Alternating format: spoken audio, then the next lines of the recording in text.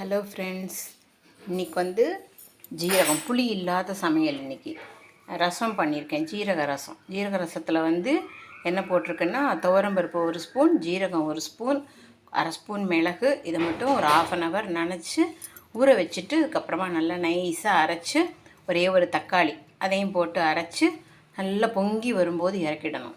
இறக்கி கடுகு கருகப்பில் தாளிச்சுக்கணும். இது வந்து புடலங்காய் பொரியல்.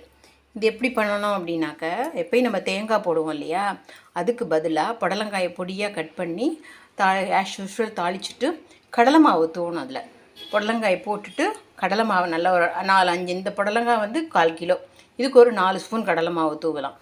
கடலை மாவை தூவி நல்லா வதக்கிண்டே இருந்தங்க அப்படின்னா ரொம்ப சூப்பராக வரும், உதுராக இருக்கும், நல்லா சாப்பிட்றதுக்கு ரொம்ப டேஸ்ட்டாக இருக்கும்.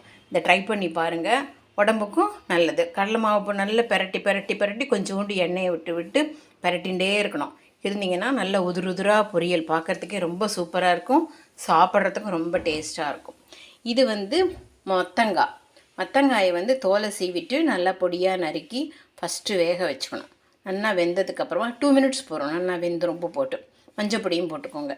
வெந்ததுக்கப்புறமா அதில் வந்து துவரம்பருப்பு, ஜீரகம், பச்சை மிளகா, ஒரு மூடி தேங்காய், இதை நல்லா நைஸாக நல்லா அரைச்சி அதை அதில் கொட்டிட்டு கெட்டி தயிரை வந்து நல்லா மத்து போட்டு கடைஞ்சி அல்லது மிக்சியில் பீட் பண்ணிக்கலாம். பீட் பண்ணி அதை அதில் குத்தி இறக்கிட்டீங்க அப்படின்னா இந்த மாதிரி கன்சிஸ்டன்சியில் அது இருக்கும்.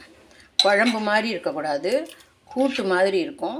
அதுக்கப்புறம் அதில் கடுகும் கருகப்பிலையும் தாளிச்சிட்டு ஒரே ஒரு ஸ்பூன் தேங்காய் எண்ணெய் விட்டிங்க அப்படின்னா சூப்பராக இருக்கும். ட்ரை பண்ணி பாருங்கள். புளி இல்லாத சமையல் வாரத்தில் ஒரு நாள் சாப்பிட்டா உடம்புக்கு ரொம்ப நல்லது. ஓகே.